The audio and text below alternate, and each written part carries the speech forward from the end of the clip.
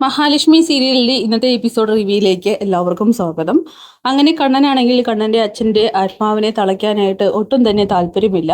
പക്ഷെ ശത്രുക്കളെല്ലാവരും അതിന് മുൻകൈ എടുക്കുമ്പോൾ അവന് നേരിട്ട് തടസ്സം പറയാനും കഴിയാത്തത് കൊണ്ട് മാർക്കോയെ വിളിച്ചു വരുത്തി ആ ആവാഹന പൂജ കുളമാക്കുന്നുണ്ട്. എന്തായാലും അതോടുകൂടി തന്നെ ഉണ്ണിയുടെ ഡൗട്ട് ഇരട്ടിക്കുകയാണ്. കൃത്യസമയത്ത് മാർക്കോ എങ്ങനെയാണ് ഇവിടെ പൂജ നടക്കുന്നുണ്ടെന്നുള്ള കാര്യം അറിഞ്ഞതെന്നിങ്ങനെ അവന്റെ മനസ്സിൽ ചോദ്യചിഹ്നമായിട്ട് നിൽക്കുന്നു. എന്തായാലും കണ്ണനാണെങ്കിൽ ഒന്നും അറിയാത്തതുപോലെ അച്ഛന്റെ ആവാഹന പൂജ മുടങ്ങിയതിന്റെ സന്തോഷത്തിൽ മാർക്കോയെ വളരെ ദേഷ്യത്തോടെ വഴക്ക് പറയുന്നത് പോലെയൊക്കെ തന്നെ പെരുമാറുന്നുണ്ട്. പക്ഷെ ഉണ്ണിക്കാണെങ്കിൽ അതിലൊക്കെ തന്നെ സംശയം തോന്നുകയാണ്.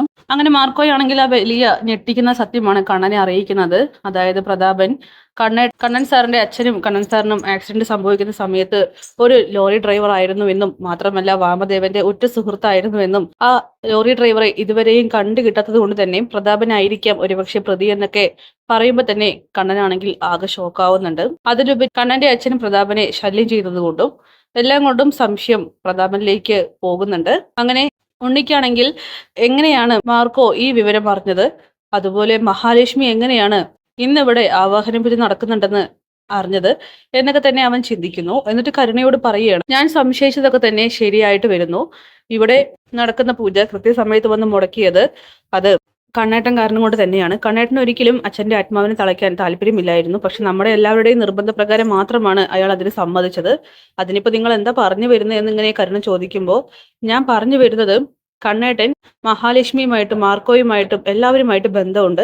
നമ്മളെ മണ്ടന്മാരാക്കിക്കൊണ്ടിരിക്കുകയാണെന്ന് പറയുമ്പോൾ ഓ തുടങ്ങിയോ ഡിറ്റക്റ്റീവ് ഉണ്ണിയുടെ ജോലി നോക്ക്, ആ മാർക്കോ എല്ലാം അവിടെയും ഉണ്ട്. എന്റെ അച്ഛനെ ഇന്നലെ നട്ടപ്പാതിരിക്ക അയാൾ വന്ന് ഭീഷണിപ്പെടുത്തിയിട്ട് പോയത്. അതുകൊണ്ടേ വെറുതെ കാട് കടന്ന് ചിന്തിക്കണ്ട എന്നൊക്കെ കരുണ പറയുന്നു. എന്നാലും ഉണ്ണിക്കാണെങ്കിൽ ഡൗട്ട് മാറുന്നില്ല. അവനാണെങ്കിൽ പലതും തീരുമാനിക്കുകയാണ്. പിന്നീട് ദുർഗയാണെങ്കിൽ അയൊരു പൂജ മുടങ്ങിയതിന്റെ സങ്കടത്തിൽ മാർക്കോയെ ശപിച്ചുകൊണ്ടിരിക്കുകയാണ്. അവൻ ശരിക്കും മനുഷ്യനല്ല, അവൻ ഒരു ആത്മാവാണ്. അതിന്റെ സൂചനയെ മോളെ ഇന്ന് കണ്ടത്. ആത്മാക്കൾക്കല്ലേ നേരത്തെ കാലത്ത് തന്നെ എല്ലാ കാര്യങ്ങളും തിരിച്ചറിയാൻ കഴിയുക. അല്ലെങ്കിൽ ഇവിടുന്ന് ആരാ അവന് വിവരം അറിയിക്കാനുള്ളത്? കണ്ണനാണെങ്കിൽ ഇപ്പൊ നമ്മുടെ പക്ഷത്താണ്. പക്ഷെ അവൻ കാര്യങ്ങൾ അറിഞ്ഞിരിക്കുന്നു. മഹാലക്ഷ്മിയും അറിയാൻ വഴിയില്ല.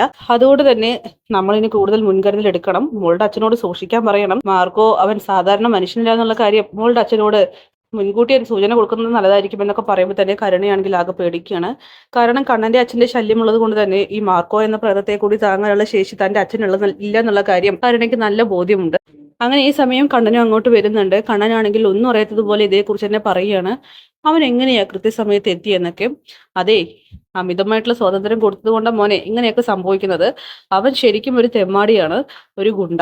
അവനെയൊക്കെ വീട്ടിൽ കയറി ഇറക്കിയിട്ടുണ്ടായിരുന്നല്ലോ ഒരുത്തി ഇവിടെ, മഹാലക്ഷ്മി. അവളൊക്കെ തന്നെ ആയിരിക്കും ഇതിന് പുറകിൽ എന്നൊക്കെ പറഞ്ഞ് കണ്ണനെ ചൊടിപ്പിക്കുകയാണ്. ഈ സമയം കണ്ണനാണെങ്കിൽ മനസ്സിൽ ചിന്തിക്കുന്നുണ്ട്, അവനെ എന്റെ ജനിക്കാതെ പോയ അനിയനാണ്. എന്റെ ആവശ്യപ്രകാരമാണ് അവൻ ഇങ്ങോട്ട് വന്നത്. എന്റെ അച്ഛനെ തളയ്ക്കാനായിട്ട് ഞാൻ സമ്മതിക്കില്ല. അച്ഛന്റെ ആത്മാവ് അത് ഞാൻ മരിക്കുവോളം എന്റെ കൂടെ തന്നെ വേണമെന്ന് കണ്ണൻ മനസ്സിൽ ചിന്തിക്കുകയാണ്. എന്നാലും പാവം വിശ്വട്ടന്റെ ആത്മാവ് ഇനി അലഞ്ഞു തിരിഞ്ഞ് നടക്കണ്ടേ എന്നൊക്കെ ദുർഗയാണെങ്കിൽ കണ്ണനോട് വിഷമം പറയുകയാണ്. അത് സാരല്ല, മാർക്കോയും മറ്റാരെയും അറിയിക്കാതെ നമുക്കൊരു പൂജ കൂടി നടത്താമെന്ന് കണ്ണൻ വാക്ക് കൊടുക്കുന്നു. ഉണ്ണിയാണെങ്കിൽ ഇതൊക്കെ കേട്ട് അവിടെ നിൽക്കുന്നുണ്ട്. അവനാണെങ്കിൽ കണ്ണന്റെ ആ സംസാരത്തിലൊന്നും തന്നെ വലിയ തൃപ്തി തോന്നുന്നില്ല.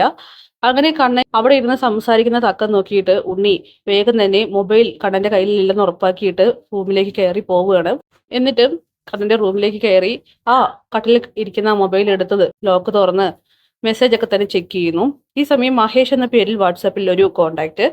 അതിൽ കണ്ണേട്ട കഴിച്ചോ, നാളെ ഞാൻ തോമസ് വൈദ്യന്റെ അടുത്തേക്ക് ചെക്കപ്പിന് പോകുകയാണെന്നുള്ള മെസ്സേജാണ് വന്നിരിക്കുന്നത്. മഹേഷ് ആരാ ഈ മഹേഷ്? അവരെ കുറിച്ച് പറയുന്നത് കേട്ടിട്ടില്ല. മാത്രമല്ല കണ്ണേട്ട കഴിച്ചോ എന്നും അതുപോലെ ചെക്കപ്പിന് പോകുന്ന കാര്യമൊക്കെ ഇത്ര സ്നേഹത്തോടെ അറിയിക്കുന്നു. അങ്ങനെ മഹാലക്ഷ്മി എന്നിങ്ങനെ ഉണ്ണിയാണെങ്കിൽ സ്വയം ഉച്ചരിക്കുകയാണ്. അവന് മനസ്സിലാവുന്നുണ്ട് മഹാലക്ഷ്മിയാണ് മെസ്സേജ് അയച്ചിരിക്കുന്നതെന്ന്. അവരുടെ നമ്പർ നോക്കുന്നു.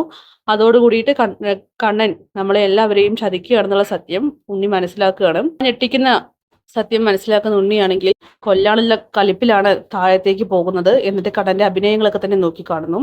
ഈ സമയം മഹിയാണെങ്കിൽ മെസ്സേജ് അയച്ചു. അത് ഉണ്ണിയാണ് റീഡ് ചെയ്തിരിക്കുന്നതെന്നുള്ള സത്യം അവൾ അറിയുന്നില്ല. മഹി ലേഖയോട് പറയുന്നുണ്ട്, കണ്ണേട്ടൻ ഇന്ന് വിളിച്ചിട്ടില്ല, കഴിച്ചോ എന്നും അറിയില്ല. രാവിലെ തന്നെ പൂജ നടക്കുന്നത് കൊണ്ട് മാർക്കോ അങ്ങോട്ട് ചെന്നോ ഒന്നും അറിയുന്നില്ല. വിളിക്കാനും എനിക്കൊരു പേടി പോലെ. വിളിക്കണ്ട, ഉണ്ണിയുടെ സ്വഭാവം അറിയാലോ. അല്ല ലേഖ, മെസ്സേജ് റീഡ് ചെയ്തിട്ടുണ്ട്, പക്ഷെ റിപ്ലൈ തന്നിട്ടില്ല. മഹി അനന്തവേട്ടൻ പറഞ്ഞതുപോലെ തന്നെ ഇനി അധികം മെസ്സേജും വിളിയും ഒന്നും തന്നെ വേണ്ട. കാരണം എപ്പോഴും അവരുടെ മനസ്സിൽ സംശയങ്ങൾ കയറിക്കൂടുക എന്ന് പറയാൻ പറ്റത്തില്ല. മാത്രമല്ല ശത്രുക്കളുടെ നടുവിലാണ് കണ്ണേട്ടൻ ഇപ്പോൾ ഇരിക്കുന്നത്. അതുകൊണ്ട് അവരെ എല്ലാവരെയും പേടിക്കും. നീ എന്തെങ്കിലും മെസ്സേജ് അയക്കുകയോ മറ്റോ ചെയ്താൽ ഒരുപക്ഷെ അത് ഉണ്ണി വായിച്ചാലോ? ഇത് കേട്ട് മഹിയാണെങ്കിൽ ആകെ ഷോക്കാവുകയാണ്. കാരണം മെസ്സേജ് അയച്ചിട്ടും റിപ്ലൈ തരാത്തത് കൊണ്ട് തന്നെ മഹിക്ക് നന്നായി തന്നെ പേടിയാവുന്നു.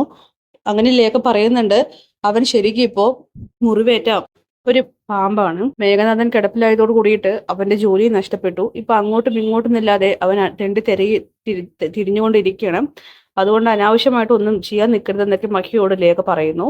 എന്തായാലും മഹിയാണെങ്കിൽ ആകെ തകർന്നു പോകുന്നുണ്ട്. എന്തെങ്കിലും സത്യങ്ങൾ നീ അറിഞ്ഞോ എന്നുള്ള പേടി അവൾ കൂടുന്നു. അപ്പൊ കാത്തിരിക്കാം കിടലൻ എപ്പിസോഡ്സിനായിട്ട്. Bye bye.